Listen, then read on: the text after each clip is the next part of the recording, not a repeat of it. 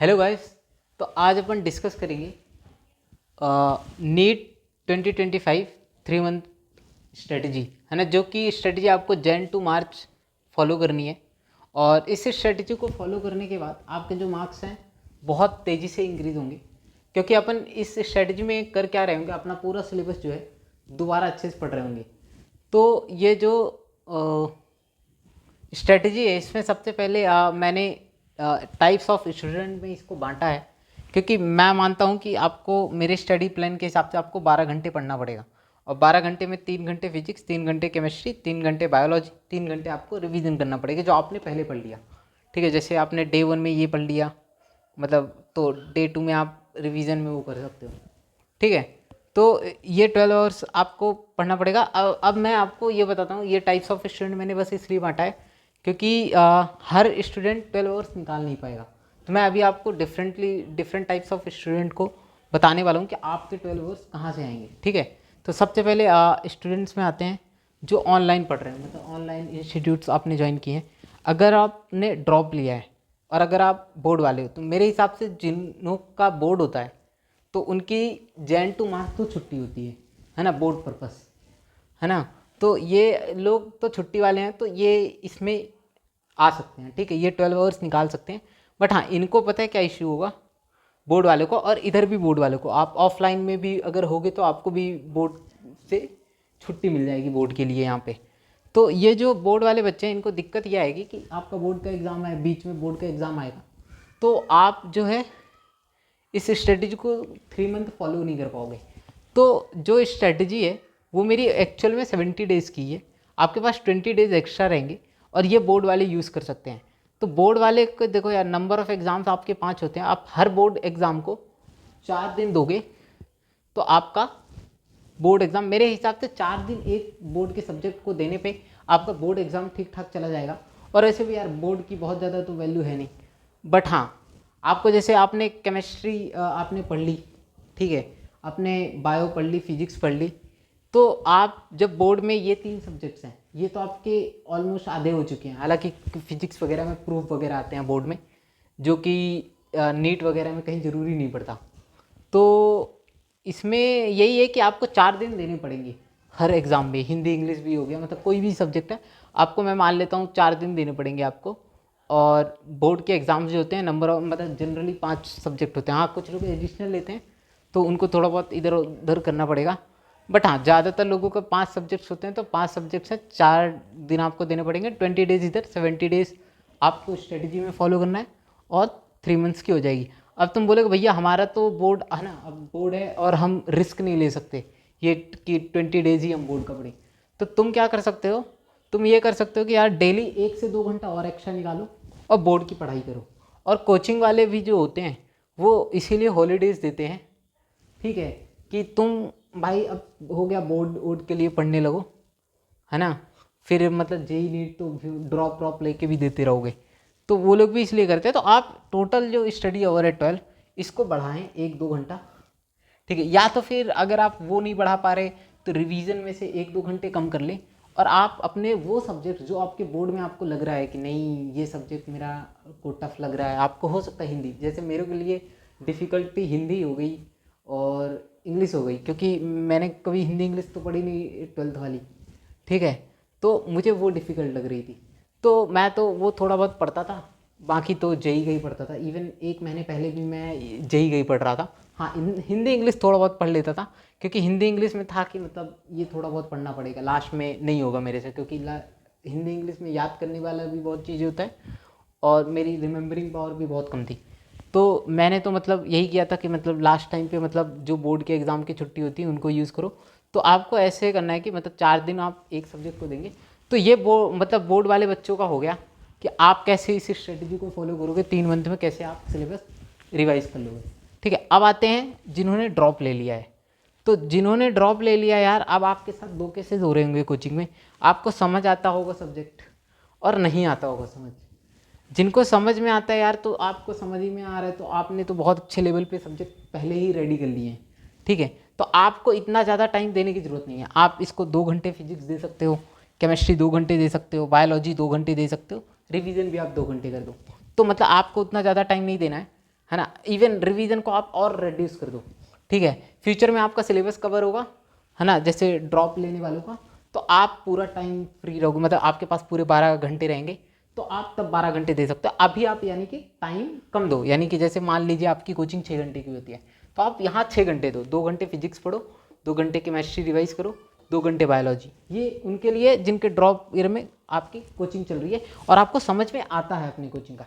अगर आपको समझ में नहीं आता है और आप ड्रॉप लिए हो, तो यार पहली बात, अगर आप ऑनलाइन मोड में हो तो लेक्चर लेना बंद कर दो।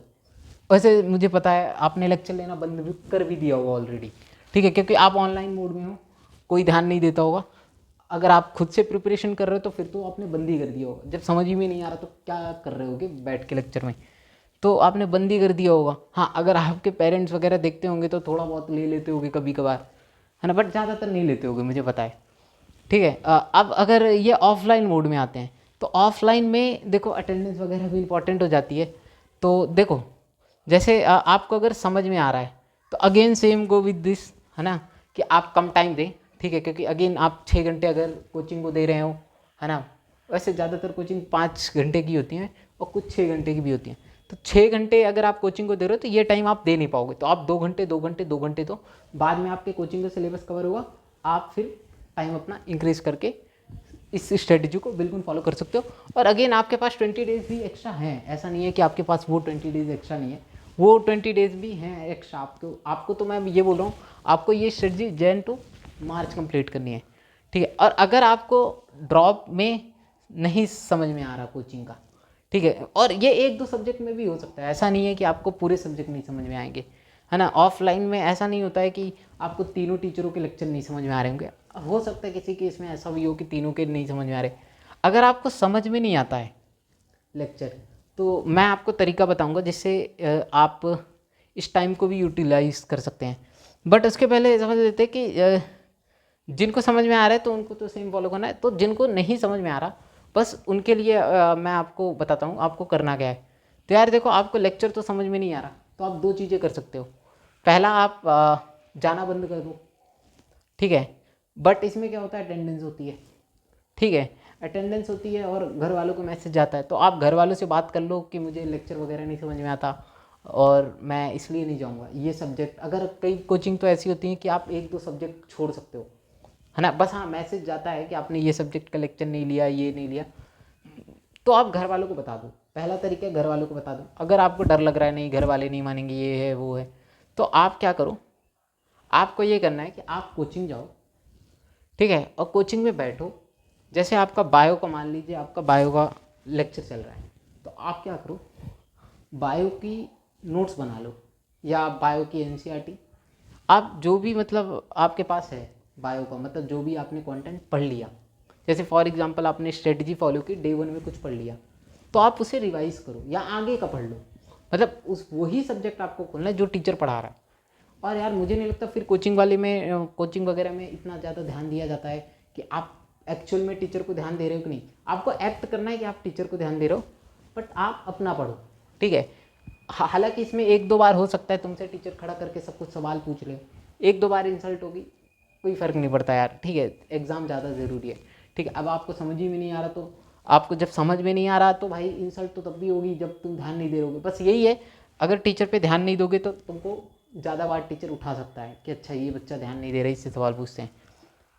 तो वही है, आप इस टाइम को भी यूटिलाइज करो कोचिंग वाला, ठीक है, क्योंकि आपको अब मान लीजिए जैसे आपको फिजिक्स कोचिंग वालों की नहीं समझ में आती, तो आप घर में फिजिक्स पढ़ लो, आप उसके नोट्स बना लिए, आप जाके कोचिंग में बैठो और अपने फॉर्मूले याद करो, बैठ के फॉर्मूले याद करो, थ्योरी को समझो क्या थी आपने जो पिछले दिन पढ़ी। मतलब कुल मिला के आपको टाइम को यूटिलाइज करना है यहाँ भी, ठीक है। अगर नहीं समझ में आ रहा है, समझ में आ रहा है तो आपको तो कोई टेंशन ही नहीं है, आपको फिर मतलब आपको यहाँ रिवीजन कम देना पड़ेगा, ठीक है। तो यही स्ट्रेटजी है। और इसके बाद अपन डिस्कस करते हैं कि स्ट्रेटजी क्या है जिससे आपका 70 डेज में पूरा सिलेबस कवर हो जाएगा। तो उस पर चलते हैं अब। तो गाइस ये है हमारी वीक 1 टू वीक 5 स्ट्रेटजी। इसके बाद अपन डिस्कस करेंगे वीक 6 टू वीक 10 स्ट्रेटजी। तो इस स्ट्रेटजी में आपको वीक 1 में फिजिक्स में मॉडर्न फिजिक्स और काइनेमेटिक्स करना है, दोनों में 3-3 दिन लगेंगे। केमिस्ट्री में एटॉमिक स्ट्रक्चर में 3 दिन लगेगा और मूल कॉन्सेप्ट में 3 दिन लगेंगे, है ना। मॉडर्न फिजिक्स में 3 दिन ही लगेंगे क्योंकि अब सिलेबस थोड़ा बहुत रिड्यूस हो चुका है, ठीक है। और बायोलॉजी में जैसे सेल हो गया, लिविंग वर्ल्ड हो गया, बायोलॉजिकल क्लासिफिकेशन, एनिमल किंगडम, ये आपको पहले वीक में करना है। मैं इसमें नंबर ऑफ डेज किसी टॉपिक को इसलिए अलॉट नहीं कर रहा क्योंकि मुझे नहीं पता कौन सा चैप्टर कितना बड़ा है ना। बस हाँ, एनिमल किंगडम से बहुत ज़्यादा क्वेश्चन आते हैं तो आई थिंक बहुत बड़ा होगा वो और इम्पॉर्टेंट भी होगा। तो मतलब वही कि मतलब ये सारे चैप्टर में वेटेज कम है। सेल हो गया, लिविंग वर्ल्ड हो गया, बायोलॉजिकल क्लासिफिकेशन हो गया, बहुत ज़्यादा वेटेज है नहीं इनका। तो मतलब ये जो चैप्टर्स हैं मैं मान रहा हूँ कि छोटे होंगे, इसीलिए मैंने 4 चैप्टर्स लिखे हैं। नहीं तो मैंने आगे 3-3 चैप्टर दिए हैं हर वीक में, मतलब 2-2 दिन में आपको एक चैप्टर कवर करना है लगभग, ठीक है। तो मुझे बायोलॉजी का नहीं पता, फिजिक्स केमिस्ट्री का मैं बता रहा हूँ जो वो लगभग फॉलो हुआ। तो अगर बायोलॉजी में आपको थोड़ा बहुत इधर उधर लग रहा है कि मैं शायद कुछ गलत बोल रहा हूँ तो आप बायोलॉजी को अपने हिसाब से अरेंज कर सकते हैं। इवन फिजिक्स केमिस्ट्री में भी अगर आपको ऐसा लगता है कि ये सब्जेक्ट मेरे लिए डिफिकल्ट है, ईजी है, तो आप थोड़ा बहुत अरेंज कर सकते हो, है ना। मेरा तो सजेशन यही है कि आप इस प्लान को देख के अपना एक खुद का प्लान बनाओ, फिर उसे फॉलो करो, ठीक है। बट हाँ, यही होना चाहिए कि 70 दिन में आप प्लान को फॉलो कर लें, है ना। तो मतलब बहुत ज़्यादा आपको चेंजेस नहीं लाने हैं, ठीक है। स्पेशली इन फिजिक्स केमिस्ट्री तो आपको चेंजेस लाने की ज़रूरत नहीं है मेरे हिसाब से। अगर आप एवरेज बच्चे हो तो ऐसा ही टाइम लगेगा क्योंकि मुझे पता है कि मतलब कौन सा चैप्टर कितना बड़ा है। हाँ, बायोलॉजी में मुझे नहीं पता कौन सा चैप्टर कितना बड़ा है। वेटेज वगैरह मैंने देखी है तो जैसे एनिमल किंगडम का वेटेज बहुत ज़्यादा है, ठीक है। तो बट हाँ, लेंथीनेस मुझे नहीं पता बायोलॉजी के चैप्टर्स की, तो आप अपने हिसाब से थोड़ा बहुत अरेंज कर सकते हैं। वीक 2 में आपको फिजिक्स में थर्मोडाइनमिक्स करनी है, केटीजी करनी है, थर्मोकेमिस्ट्री करनी है, केमिकल केमिस्ट्री की थर्मोडाइनमिक्स करनी है यहाँ आपको, ठीक है। तो थर्मोडाइनमिक्स से 3 दिन लग जाएंगे, केटीजी करने में 1 दिन लगेगा, थर्मोकेमिस्ट्री में 1 दिन लगेगा, और आपको केमिस्ट्री की जो थर्मोडाइनमिक्स है उसमें 1 ही दिन लगेगा क्योंकि आपने फिजिक्स की थर्मोडाइनमिक्स कर लिया। तो there is only minor difference दोनों में होता है, तो इसलिए आप कर लोगे 1 दिन में। और यहाँ पे आपको पीरियोडिक टेबल करना है 2 दिन में, और केमिकल बॉन्डिंग करना है 4 दिन में, और प्लांट किंगडम इसमें आपको करना है बायोलॉजी में, एनिमल टिश्यू करना है, बायोमोलिक्यूल करना है। वीक 3 में आपको एनएलएम एंड फ्रिक्शन करना है, 2 दिन में हो जाएगा। वर्क पावर एनर्जी 2 दिन में अगेन हो जाएगा। सर्कुलर मोशन 2 दिन में हो जाएगा। इसमें आपको इलेक्ट्रोकेमिस्ट्री करना है, 2 दिन में हो जाएगा। रिडॉक्स 2 दिन में हो जाएगा। केमिकल काइनेटिक्स 2 दिन में हो जाएगा। इसमें को तीसरे वीक में बायोलॉजी में breathing and exchange of gases करना है, बॉडी फ्लूइड्स एंड सर्कुलेशन करना है, मॉर्फोलॉजी ऑफ फ्लावरिंग प्लांट करना है। वीक 4 में आपको सेंटर ऑफ मास करना है, 2 दिन लगेंगे। आरबीडी करना है आपको इसके अलावा, जिसमें 4 दिन लग जाएंगे, बड़ा चैप्टर है क्योंकि इक्विलिब्रियम में केमिकल इक्विलिब्रियम होता है, आयनिक इक्विलिब्रियम होता है। कोचिंग वाले इसे मतलब बड़ा करके पढ़ाते हैं, तो अगेन आपको 4 दिन लगेंगे। सॉल्यूशन एंड कॉलिगेटिव प्रॉपर्टी छोटा है तो आपको 2 दिन ही लगेंगे। आपको वीक 4 में बायोलॉजी में excretory product and their circulation करना है, anatomy of flowering plant, cell cycle and cell division करना है। वीक 5 में आपको surface tension, elasticity, fluid mechanics करनी है। सरफेस टेंशन में 2 दिन से भी थोड़ा कम ही लगेगा। इलास्टिसिटी में 2 दिन लगेंगे, फ्लूइड मैकेनिक्स में 2 दिन लगेंगे, ठीक है। पी ब्लॉक में आपको 4 दिन लग जाएंगे क्योंकि बड़ा चैप्टर है। कोऑर्डिनेशन कंपाउंड में 2 दिन लगेंगे। फोटोसिंथेसिस इन हायर प्लांट आपको इधर करना है बायोलॉजी में। लोकोमोशन एंड मूवमेंट करना है, न्यूरल कंट्रोल एंड कोऑर्डिनेशन करना है, केमिकल कोऑर्डिनेशन एंड इंटीग्रेशन करना है। ये तो पार्ट में मैंने 4-4 चैप्टर इसलिए रखे हैं क्योंकि इनके वेटेज, इनके कुछ जो चैप्टर है, जैसे इसमें जो लिविंग वर्ल्ड चैप्टर है, मैंने जहाँ वेटेज देखा तो वहाँ 0 क्वेश्चन दिखा था। तो मुझे ऐसा लगा कि हो सकता है इसका या तो फिर चैप्टर बहुत छोटा है ना, या इंपॉर्टेंट कम है। जैसे न्यूरल कंट्रोल एंड कोऑर्डिनेशन में भी 1 क्वेश्चन था, जिसके कारण इस पोर्शन का ना बहुत कम हो जा रहा था वेटेज। इसलिए मैंने 4-4 चैप्टर डाल दिए कि आप इनमें हो सकता है 4 चैप्टर कर सकते हो। अगर नहीं कर सकते तो आप थोड़ा बहुत प्लान को मॉडिफाई कर लेना अपने हिसाब से। और जैसे मैंने 6 दिन बताए हैं, जैसे वीक 1 में आपको 6 दिन का मैंने प्लान बताया। 7th डे आपको क्या करना है, आपको मॉक टेस्ट देना है ना। आपको मॉक टेस्ट कैसे देना है, जैसे आपने मॉडर्न फिजिक्स पढ़ ली, काइनेमेटिक्स पढ़ ली, तो इनका मॉक टेस्ट दे दो। आधा घंटे का मतलब ऑनलाइन मिल जाता है कि चैप्टर वाइज मॉक टेस्ट। आपको बस चैप्टर वाइज मॉक टेस्ट देने हैं, ठीक है। ऐसा नहीं कि आप फुल सिलेबस दे रहे हो, क्योंकि फुल सिलेबस हो नहीं पाएगा आपसे। और अगर आपका ऐसा है कि आपको कहीं से मॉक टेस्ट मिल नहीं रहा है चैप्टर वाइज, वैसे मिल जाते हैं, है ना, ऑनलाइन ऐप हैं जो चैप्टर वाइज मॉक टेस्ट होते हैं जिसमें, तो आप उनमें दे सकते हो। इवन ऐसे ऐसे ऐप हैं जिसमें मॉडर्न फिजिक्स और कैनेमेटिक्स आप चैप्टर लिख दोगे कि इसका मॉक टेस्ट बन जाए, तो इसका मॉक टेस्ट आपको मिल जाएगा। ठीक है, मतलब मॉक टेस्ट मतलब इन द सेंस आपको प्रीवियस ईयर के क्वेश्चन नहीं मिलेंगे, है ना, और मतलब कुछ क्वेश्चन हो सकते हैं थोड़ा बहुत मॉडिफाइड हो, है ना। और तो यही आपको वीक 1 to वीक 5 करना है। अब अपन वीक 6 to वीक 10 पे चलते हैं। तो गाइज ये हमारी वीक 6 to वीक 10 की स्ट्रेटजी। इसमें आपको फिजिक्स में 6th वीक में SHM करना है, साउंड वेव करना है, unit and dimension, error and measurement करना है। और हाँ, इसमें सिग्निफिकेंट भी आप कर लेना, सिग्निफिकेंट फिगर वगैरह कैसे निकालते हैं, ऐड मल्टीप्लाई करने के बाद करेक्ट सिग्निफिकेंट नंबर कैसे लिखते हैं। ठीक है, ये केमिस्ट्री में दिया होगा, अगर फिजिक्स में नहीं दिया होगा, चैप्टर 1 में केमिस्ट्री के ये दिया है। ठीक है, तो वो भी कर लेना क्योंकि उससे बेसिक क्वेश्चन आ जाता है, और फिर अगर आपने नहीं पढ़ा होगा तो नहीं बनेगा, तो आप वो भी कर लेना, क्योंकि यूनिट एंड डायमेंशन और एरर एंड मेजरमेंट बहुत बड़ा है नहीं, छोटे ही हैं। 2 दिन इसमें लगेंगे, 2 दिन इसमें लगेंगे, इसमें 1.5 दिन ही लगेंगे, मतलब 2 दिन नहीं लगेंगे, तो आप थोड़ा टाइम निकाल के वो देख सकते हो। वो आधा 1 घंटे का ही काम है, बहुत ज़्यादा टाइम नहीं लगेगा उसमें। डी एंड एफ ब्लॉक आप केमिस्ट्री में पढ़ना है, qualitative and quantitative analysis IUPAC आपको ऑर्गेनिक के लिए पढ़ना है। बायो में आपको ह्यूमन रिप्रोडक्शन, रिप्रोडक्टिव हेल्थ और sexual reproduction in flowering plant पढ़ना है। वीक 7 में आपको इलेक्ट्रोस्टैट्स करना है, कैपेसिटर करना है, ग्रेविटेशन करना है। इलेक्ट्रोस्टैट्स में लगभग हो सकता है आपको 2 दिन से ज़्यादा लग जाए, बट फिर ग्रेविटेशन है जो कि इन दोनों में सिमिलरिटी बहुत ज़्यादा होती है, तो ग्रेविटेशन में आपको कम टाइम लगेगा, और कैपेसिटर में 2 दिन लगभग लग जाएंगे। GOC आपको करना है केमिस्ट्री में, ऑल इंपॉर्टेंट नेम रिएक्शन करना है, ऑल मैकेनिज्म इंपॉर्टेंट रिएक्शन को सबसे पहले कवर कर लेनी है, ताकि इन चैप्टर्स में आपको ये जाके ना लगे कि अच्छा बहुत ज़्यादा वो है याद करने वाला पोर्शन। और आपको बायोलॉजी में respiration in plant, plant growth and development, evolution करना है वीक 2 में, वीक 7 में सॉरी।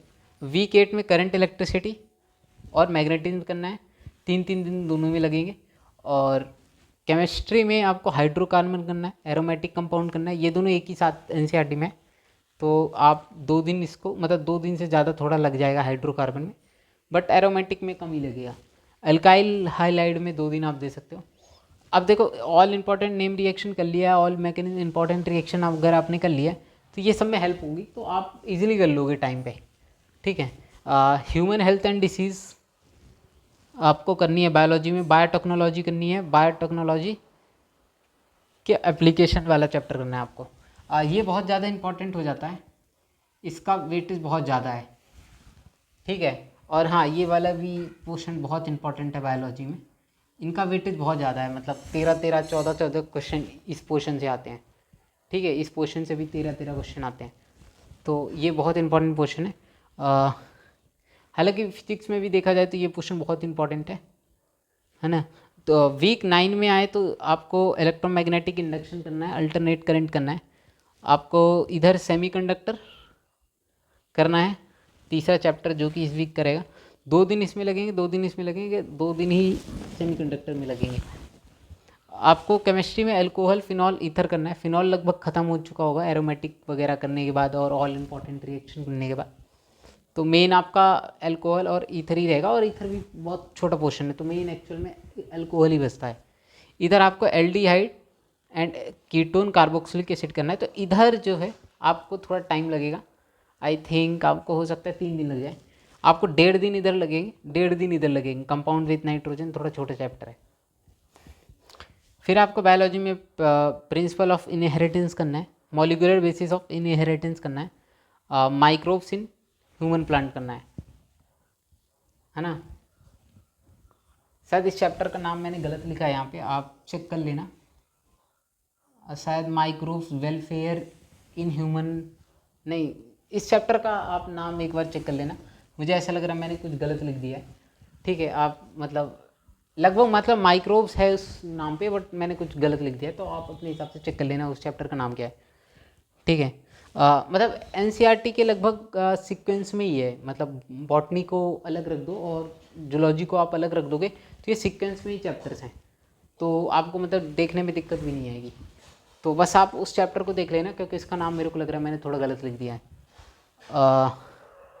आपको वीक 10 में यहाँ आपको फिजिक्स में ऑप्टिक्स करना है, जिसमें 3 दिन लगेंगे। वेव ऑप्टिक्स करना है, 2 दिन लगेंगे। इलेक्ट्रोमैग्नेटिक वेव में 1 दिन, जो बहुत छोटा पोर्शन है, तो वो हो जाएगा। बायोमोलिक्यूल में 2 दिन लगेंगे, क्योंकि याद करने वाली बहुत ज़्यादा चीज़ें। 4 दिन आपके पास खाली रहेंगे। तो आपको अगर लगता है कि ये वाला पोर्शन सच में बड़ा है और ये वाला पोर्शन भी सच में बड़ा है, तो आप 2-2 दिन इधर भी उसको दे सकते हो, 2-2 दिन उनके, ठीक है। क्योंकि मुझे नहीं पता कि ये कितने लेंदी हैं, बट हाँ मुझे इतना पता है कि वेटेज इनका बहुत ज़्यादा है। और इसमें ऑर्गेनाइज आपको लास्ट जो बायोलॉजी में करना है, ऑर्गेनिज्म एंड पॉपुलेशन करना है, इकोसिस्टम करना है, और बायोडाइवर्सिटी एंड कंजर्वेशन करना है। तो ये आपका पूरा सिलेबस हो गया। ऐसा नहीं है कि मैंने कोई चैप्टर छोड़ा है। बायोलॉजी के दोनों पार्ट, जूलॉजी और बॉटनी, मैंने पूरी कवर कर दी। केमिस्ट्री में पूरा कवर कर दिया, इनऑर्गेनिक, फिजिकल और ऑर्गेनिक। और फिजिक्स में भी मैंने पूरा कवर कर दिया 11-12 का। तो और हाँ, मैंने थोड़ा टाइम, अगर आपको ऐसा हो सकता है लग रहा हो कि मैंने 3 आवर फिजिक्स को दिए, 3 आवर केमिस्ट्री को दिए, और बायोलॉजी में 3 घंटे ही दिए, है ना। जबकि बायोलॉजी जो है 180 मतलब वो 200 क्वेश्चन में 100 क्वेश्चन का आता है।